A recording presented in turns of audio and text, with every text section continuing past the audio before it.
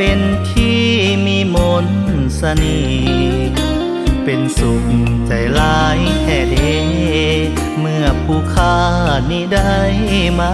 เห็นพร้อมเพียงสิสอนครูอาจารย์สามัคคีงามเด่นเดินเพียงห้องเฮียนแอเย็น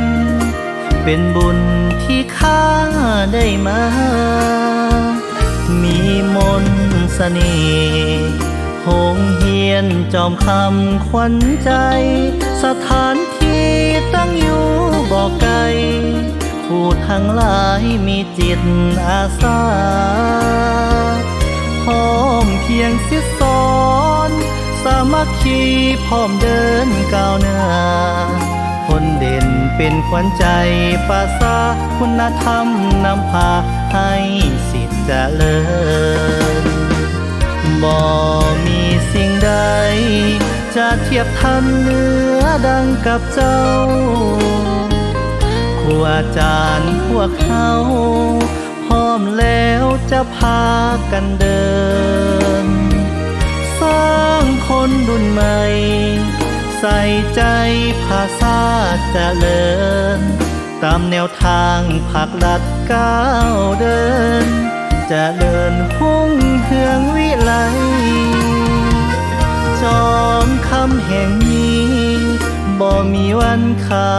จะดื่มได้เป็นดังขวัญใจคนเป็นใสเรื่องการศึกษาโรงเรียนแห่งนี้พร้อมทั้งชีวิตจะขอรักษาหักลูกศิษย์หักครูวิชาย้อนการนำพาจอมคำขวัญใจ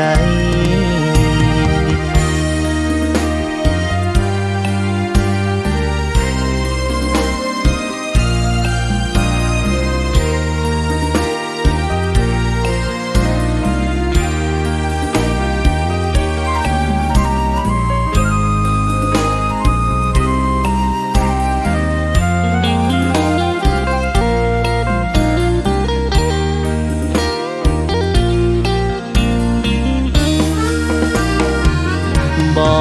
มีสิ่งใดจะเทียบทันเหนือดังกับเจ้าครูอาจารย์พวกเขาพร้อมแล้วจะพากันเดิน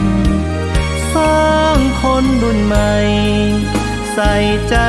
ภาษาเจริญตามแนวทางภาครัฐก้าวเดินเจริญหุ่งเฮืองวิไลจอมคำแห่งนี้บ่มีวันข้าจะดื่มได้เป็นดังขวัญใจคนเด่นใสเรื่องการศึกษาโรงเรียนแห่งนี้พร้อมทั้งชีวิตจะขอรักษาหักลูกศิษย์หักครูวิชาย้อนการนำพาจอมคำขวัญใจหักลูกศิษย์หักครูวิชาย้อนการนำก้าวหน้าจอมคำนี้